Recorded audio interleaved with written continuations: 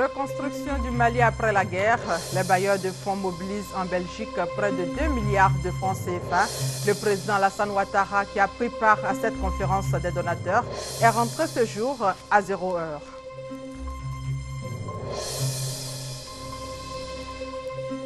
Le Parlement ivoirien autorise le président Alassane Ouattara à ratifier 4 conventions sur la gestion des déchets dangereux et des ressources naturelles. À Abobo-Doumé, les vendeuses de poissons ont désormais un nouveau four pour fumer le poisson. Les détails sur ce four dans votre journal. Et puis bonjour à toutes et à tous. Après Doha, où il a effectué une visite de 72 heures, et Bruxelles pour la conférence des donateurs du Mali, le président Alassane Ouattara a regagné Abidjan à minuit. C'est le Premier ministre Daniel Kablan-Duncan qui a accueilli le président Alassane Ouattara à l'aéroport à sa descente d'avion. Le président a donc regagné la Côte d'Ivoire après un séjour au Qatar et en Belgique, où les bailleurs de fonds réunis à cette occasion à Bruxelles se sont engagés à débloquer près de 2000 milliards de francs CFA contre 1300 milliards espérés pour aider le Mali à relancer son économie et ses institutions après la guerre. Kone Adama. Bonne moisson pour le Mali lors de la conférence des donateurs le mercredi 15 mai. Le pays attendait 1300 milliards de francs CFA. Les bailleurs de fonds ont consenti à débloquer 2000 milliards, soit un taux de réalisation de 153,84%. La contribution financière internationale servira à la reconstruction du pays et à la relance économique. Les décaissements sont étalés sur 2 ans et doivent tenir compte de l'avancée des chantiers, dont le premier est l'organisation et la tenue d'élections présidentielles en juillet prochain. Au terme de cette journée fructueuse, le président malien par intérim, Dioncounda Traoré, a tenu à rendre un grand hommage au président ivoirien Alassane Ouattara en tant qu'artisan principal de la mobilisation des bailleurs de fonds au chevet du Mali. Le président Alassane Ouattara, par ailleurs président en exercice de la CEDEAO, a appelé les États de la sous-région à tirer les leçons de la crise malienne, extrait du discours du président ivoirien à la tribune de cette conférence de donateurs. C'est avec plaisir que nous participons à cette conférence destinée à consolider les bases de la sortie de crise au Mali et à reconstruire durablement l'économie de ce pays frère. Je voudrais féliciter la France, l'Union européenne et le Mali, ainsi que l'ensemble des partenaires qui ont contribué à la réalisation de cette importante rencontre. Je voudrais également féliciter le gouvernement malien, et notamment le président Dioncounda Traoré, pour la qualité du plan pour une relance durable, pour le niveau de l'apport national malien envisagé, mais aussi pour le mécanisme de suivi et évaluation qui renforce la crédibilité du processus en cours. Grâce au soutien et à l'engagement de tous aux côtés du Mali, je suis convaincu que nous parviendrons à répondre aux besoins exprimés par le gouvernement malien. C'est pourquoi nous devons nous donner les moyens de rendre irréversibles les résultats de l'action militaire et de stabilisation et de permettre au gouvernement de tenir les échéances de sa feuille de route. Excellences, Mesdames et Messieurs, l'adoption de la résolution 2100 des Nations Unies marque un tournant dans l'engagement de la communauté internationale au Mali. Elle traduit aussi le retour progressif à la normale, renforce la probabilité de voir se tenir l'élection présidentielle en juillet prochain et l'accélération du processus de réconciliation nationale. Ces dernières années, malheureusement, le Mali a été affecté par le terrorisme, le trafic de drogue, la criminalité transfrontalière, la circulation et le trafic des armes. Le développement économique et social du Mali ainsi que la reconstruction de son outil de défense aideront à contenir l'expansion de ces menaces et à réduire le coût d'une guerre généralisée contre le terrorisme. La reconstruction et la paix au Mali dépendront de la capacité des États de la région sahélo-saharienne à faire face à la menace terroriste et aux menaces transnationales. Nous devons donc, dans les meilleurs délais, tirer les leçons de la crise malienne pour mieux préparer nos États et d'organisations régionales et sous-régionales à faire face à de telles situations. Nous devons développer une approche globale à la menace. Les réponses à apporter, nous investir dans la prévention et l'anticipation de situations analogues. La CEDEAO, pour sa part, est prête à mener cette réflexion avec ses partenaires. J'appelle donc au soutien de la communauté internationale aux efforts de développement des États, de l'ensemble des États, au renforcement de leurs outils militaires et de défense, ainsi que de leur capacité de collecte et de partage du renseignement. C'est à ce prix que nous protégerons nos États et que nous pourrons œuvrer à leur développement. Au lendemain de cette longue période de crise, où le Mali sort progressivement libéré et réunifié, le soutien de la communauté internationale est plus que jamais nécessaire. Il est donc impérieux de nous assurer que l'aide de nos partenaires au développement à ce pays frère soit adaptée à ses besoins du moment et conforme au plan de relance dont il s'est lui-même doté dans le cadre de sa feuille de route pour la transition. Je voudrais, pour terminer, réitérer nos remerciements à la France, à l'Union européenne, pour cette initiative très louable et à tous les partenaires qui ont fait des annonces de contribution au profit du Mali et des Maliens. Et la Belgique, fortement intéressée par le secteur des infrastructures en Côte d'Ivoire. Sur place dans la capitale belge, le chef de l'État a échangé sur le sujet avec le vice-premier ministre belge et le directeur général de la Banque mondiale. Le témoignage d'Awa Touré. Le procès verbal de l'échange des instruments de ratification de l'accord de promotion et de protection des investissements entre la Côte d'Ivoire et le Royaume de Belgique a été signé au cours du petit déjeuner de travail que le président de la République Alassane Ouattara a eu avec le vice-premier ministre, ministre des Affaires étrangères belge. Signé en 1999 à Bruxelles et ratifié par le président Alassane Ouattara le 13 février 2013, cet accord entre en vigueur un mois après l'échange des instruments de ratification ce mercredi 15 mai. Pour redémarrer donc cette logique d'investissement, une mission économique des 3 régions belges va se rendre très prochainement en Côte d'Ivoire. La Belgique qui est très active dans le secteur portuaire avec notamment des investissements au terminal minéralier du port d'Abidjan. On souhaiterait d'ailleurs pouvoir développer des activités dans l'infrastructure, ce qui est une des possibilités en Côte d'Ivoire aujourd'hui. Et comme je le disais à M. le Président, nous serions soucieux d'aider la Côte d'Ivoire à rentrer dans le processus de Kimberley en matière de diamants, puisque évidemment la place d'Anvers est la première place mondiale dans le secteur du diamant. Mais ce qui est important, à travers des accords comme ceux de protection des investissements, c'est de pouvoir rassurer de nouveaux investisseurs, leur dire si vous venez, il y a des programmes de financement qui sont en place maintenant en Côte d'Ivoire et qui vous permettent dès lors d'être présents. Mais par exemple, nous en parlions à l'instant, le secteur de l'infrastructure est un secteur dans lequel on souhaiterait pouvoir prendre pied. Il y a des infrastructures routières qui sont en train de se développer, sur lesquelles on pourrait travailler. Et puis au-delà de cela, je sais qu'il y a des besoins importants dans les développements d'activités dans le secteur de l'énergie. Et là aussi, il y a des possibilités plus en matière d'études ou dans des domaines spécifiques comme par exemple le gaz liquéfié. Le président de la République a aussi échangé avec la directrice générale de la Banque mondiale. L'occasion pour elle de faire avec le chef de l'État le point de tout ce qui a été prévu en matière d'accompagnement de la Côte d'Ivoire. Son Excellence, Monsieur le Président Ouattara, a insisté sur le rôle stratégique et important du développement des infrastructures pour la Côte d'Ivoire, mais au-delà de la Côte d'Ivoire, pour tout l'espace ouest-africain. Donc, toutes les initiatives qui vont être soutenues au niveau de la Côte d'Ivoire doivent aussi contribuer à accompagner la création de plus de richesses au niveau de l'Afrique de l'Ouest de façon générale, mais également de pousser l'agenda de la croissance et du développement. La Côte d'Ivoire est le premier pays en Afrique que le président de la Banque mondiale, Kim Jin, a visité.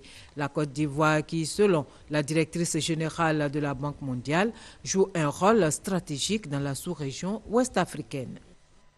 Et rappelons que le président Alassane Ouattara est de retour en Côte d'Ivoire. Ici même en Côte d'Ivoire, le vice-président de la Société financière internationale pour l'Afrique subsaharienne, l'Amérique latine et les Caraïbes a été reçu par le chef du gouvernement ivoirien. Daniel Kablan-Duncan a ensuite échangé avec l'ambassadeur du Japon en Côte d'Ivoire. Les détails avec Hugues Hervé-Blé.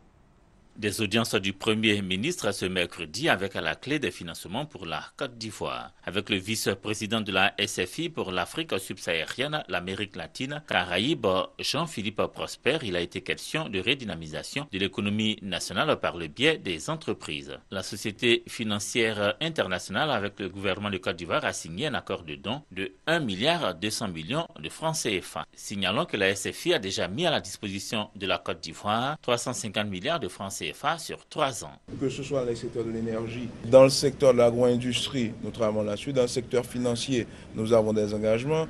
Dans le secteur minier, nous sommes en train de discuter avec différents investisseurs potentiels.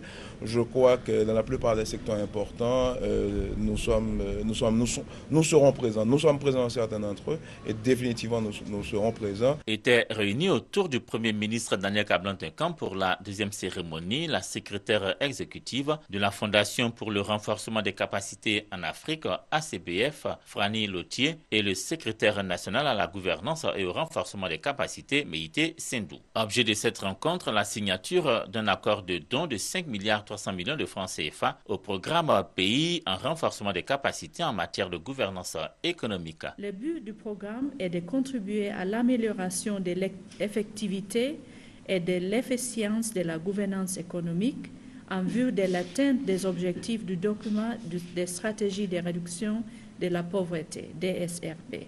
Comme vous le savez, après la grave crise que la Côte d'Ivoire a traversée, la question fondamentale qui constitue l'une des priorités du gouvernement est celle de la capacité des acteurs nationaux à mettre en œuvre des politiques et des stratégies visant la relance économique, la lutte contre la pauvreté et le développement social. Tout ceci devant bien évidemment être réalisé sur le socle de la transparence, de l'efficacité et la bonne gouvernance. 2 autres audiences ont été accordées ce mercredi par le Premier ministre. Ont été successivement reçus le manager général du groupe Enan Goji Industries, Zoug Meng Zenda, qui dirige le groupe spécialisé dans le développement immobilier à grande échelle, est venu exposer ses solutions pour faire face aux problèmes de logement que connaissent les Ivoiriens, les fonctionnaires notamment. Avec l'ambassadeur du Japon, Inoue Susumi, reçu par la suite, le Premier ministre Daniel Kablan-Duncan a évoqué la conférence internationale de Tokyo sur le développement de l'Afrique. À la TICAD prévue cette année, le président Alassane Ouattara a été invité et devrait être présent. La Commission des relations extérieures de l'Assemblée nationale autorise le président de la République à ratifier 4 conventions internationales. Elles portent sur la gestion des déchets dangereux et la conservation des ressources naturelles. Les précisions de Victorine Yaoyobwe. Ayant en mémoire le déversement en 2006 des déchets toxiques dans le district d'Abidjan et les conséquences de cette catastrophe écologique sur les populations, les députés ont voulu en savoir davantage sur le contenu de ces conventions internationales, notamment la convention de Bâle, censée contrôler les mouvements transfrontières de déchets dangereux. On peut retenir ceci. Cet amendement, tout en permettant à notre pays de ne pas recevoir des déchets dangereux, ne l'empêche pas d'envoyer des déchets dangereux produits en Côte d'Ivoire pour traitement dans les pays développés ou tout autre pays en développement disposant d'installations appropriées. Au cours du débat, les parlementaires ont exprimé au commissaire du gouvernement le souhait d'avoir les ministres de l'Environnement, de la Santé et de l'Industrie à l'hémicycle pour répondre aux préoccupations des populations. En attendant ces explications, le projet de loi autorisant le président de la République à ratifier l'amendement à la Convention de Bâle sur le contrôle des mouvements transfrontières de déchets dangereux et de leur élimination est adopté à l'unanimité des membres présents de la Commission. La Commission des Affaires extérieures a également donné l'autorisation pour la ratification du protocole de Nagoya sur l'accès aux ressources génétiques, de la Convention africaine sur la conservation des ressources naturelles et la dernière portant sur les statuts de l'Agence internationale pour les énergies renouvelables, IRENA. Pourquoi Abidjan et des villes de l'intérieur étaient dans le noir hier? La direction générale de la CIE a donné des explications relatives à cette interruption d'électricité. Elle est consécutive, selon l'entreprise, à un incident survenu à partir de 18h10 sur le réseau électrique interconnecté ivoirien. Écoutons le directeur général de la CIE.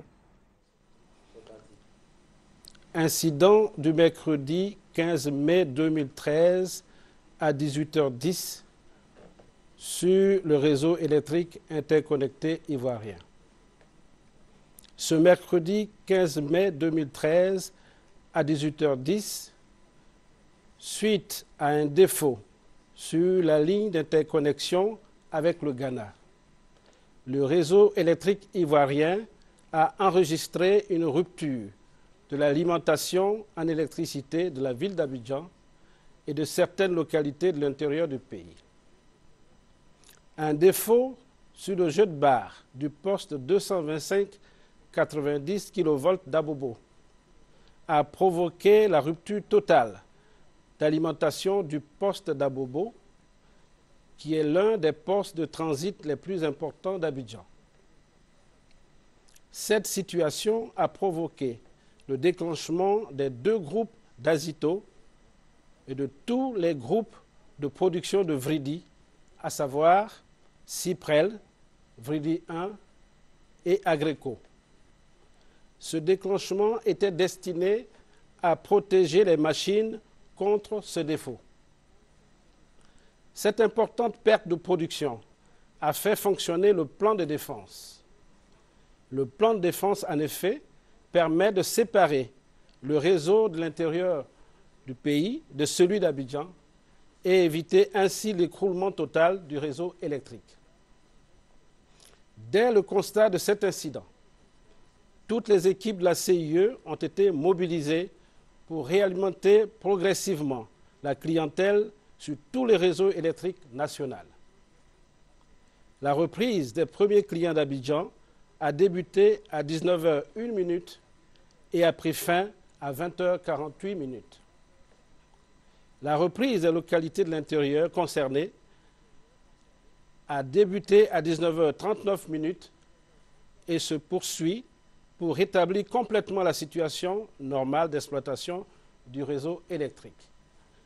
La CIE s'excuse pour les désagréments causés par cet incident. Je vous remercie. Défense. Les militaires et paramilitaires du Zanzan viennent de célébrer la Galilée 2013, une initiative de l'aumônerie militaire du Zanzan pour célébrer la paix, le vivre ensemble et la réconciliation. La cérémonie s'est déroulée à Koboko, Teresta Peyobo. Les crises successives survenues en Côte d'Ivoire ont créé un mur de méfiance entre les populations et les militaires ont été les plus touchés. Aujourd'hui, l'heure est à l'acceptation de l'autre, à la réconciliation. C'est le but de cette rencontre à Koboko, village de 1500 âmes situé à une vingtaine de kilomètres de Bondoukou. Cette célébration de la joie, de la paix, du vivre ensemble est une initiative de l'aumônerie militaire du Zanzan. On est là parce que on a vécu une histoire de guerre. Aujourd'hui, la guerre n'est plus. Mais il y a les séquelles de la guerre qui existent. Ce matin, nous sommes venus pour dire à la nation entière que nous avons passé de l'étape de la tolérance à la réconciliation. Et de cette réconciliation, nous sommes à Koboko aujourd'hui pour célébrer la paix, la joie, parce qu'il y a la réconciliation. Le responsable de la commission Dialogue et Vérité, le sous-préfet central de Bondoukou, ont souhaité que la flamme de cette réconciliation se propage dans toutes les familles et casernes de Côte d'Ivoire. Ils ont invité les forces de l'ordre à tourner définitivement le dos au coup d'État. La manifestation a été marquée par un enseignement sur le thème « Le rôle de l'armée dans la réconciliation nationale ». Occasion pour le père Akman Donassier d'appeler les militaires à se faire mutuellement confiance. Prières et matchs de football opposant les militaires aux villageois de Koboko ont mis fin à la cérémonie. Assassinat manqué du directeur général de l'UNS en mars dernier. 5 bandits membres du commando mis aux arrêts. Le compte rendu de notre reporter Francis Boifo dans nos prochaines éditions. Éducation nationale. La ministre Kandia Camara a reçu hier les différents syndicats du système éducatif. La rencontre a permis de faire le point de l'année écoulée. Kandia Camara a également mobilisé tous les acteurs de l'école à la veille des examens de fin d'année. Evelyne de Bazigua. Préparer efficacement les élèves et se tenir prêts pour l'organisation et la réussite des examens de fin d'année qui débutent le 28 mai avec le CPE et l'entrée en 6e. C'est le message principal de la ministre de l'Éducation nationale et de l'enseignement technique au syndicat du système éducatif. Il s'est agi au cours de cette rencontre de faire le point de l'année scolaire écoulée après les dernières perturbations dues aux grèves.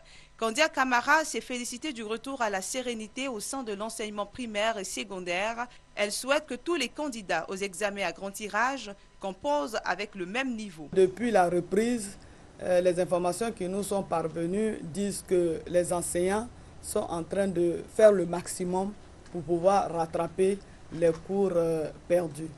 Et donc la semaine dernière, nous étions à 75% pour le primaire, 85% pour le secondaire. Mais j'ai demandé que nous puissions avoir un taux d'exécution de 100%.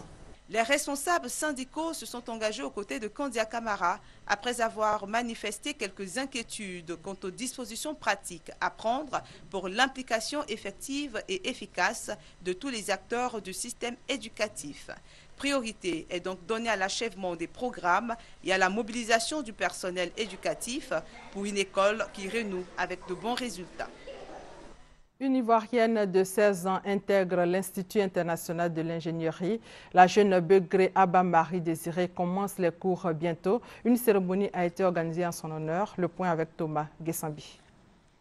La famille Beugré, visiblement émue, ne doutera certainement plus jamais du Dieu qu'elle adore.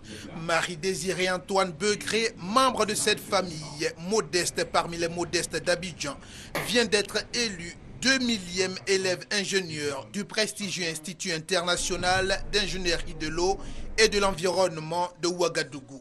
Pour célébrer l'événement, la direction de l'Institut, sous la houlette du ministère de l'Enseignement supérieur et de la Recherche scientifique de Côte d'Ivoire, a pris rendez-vous avec ses partenaires et les anciens pensionnaires de l'Institut sur les bords de la lagune Ébrié. Je suis étreinte d'émotion lorsque j'ai appris que votre choix s'est porté sur ma modeste personne. Je mesure la responsabilité qui est la mienne. Sionlé Yeo, administrateur général de banque au Burkina Faso, à côté des autres partenaires, a remis à la jeune Ivoirienne un prix d'environ 6 millions de francs CFA pour le financement de ses études. Nous avons voulu reconnaître et faire reconnaître cette excellence que nous avons à nos portes. Nous avons voulu aussi donner la chance à une jeune méritante. Au total, pour Abba Marie Beugré, la plus jeune étudiante de l'histoire de Desieux, titulaire d'un bac à 15 ans il y a un an, plus de 8 millions de francs CFA ont été mobilisés pour que son rêve de devenir ingénieur en hydrogéologie se réalise. Dans le domaine de l'agriculture, la campagne cacao 2012-2013 tire à sa fin. Déjà, les coopératives s'organisent pour présenter le bilan de leurs activités. C'est le cas de la coopérative agricole de cacao à Noisy et la coopérative ivoirienne de Méagui qui ont présenté leur rapport d'activité. Maïsako. La campagne Café-Cacao 2012-2013 tire à sa fin. Et déjà, les coopératives s'organisent pour présenter le bilan de leurs activités à l'ensemble de leurs producteurs.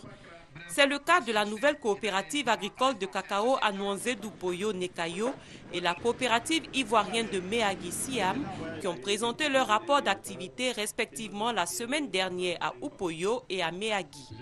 Dans son rapport de gestion, le directeur de la nouvelle coopérative agricole de cacao à Nouanzé-Doupoyo Nekayo, M. Yao Kofi Michel, a indiqué que sa structure a au compte de la campagne écoulée commercialisé 585 tonnes de cacao, dont 313 de certifiés, et réalisé un bénéfice de 3 millions de francs CFA, distribué dans la même période la somme de 43 millions de francs CFA de primes à la certification à ses membres. Quant au directeur de la coopérative ivoirienne de Méagui Siam, M. Konan Oekonan Narcisse, il a expliqué à l'assistance qu'au cours de la campagne dernière, sa coopérative a commercialisé 306 tonnes de cacao, dont 282 certifiés,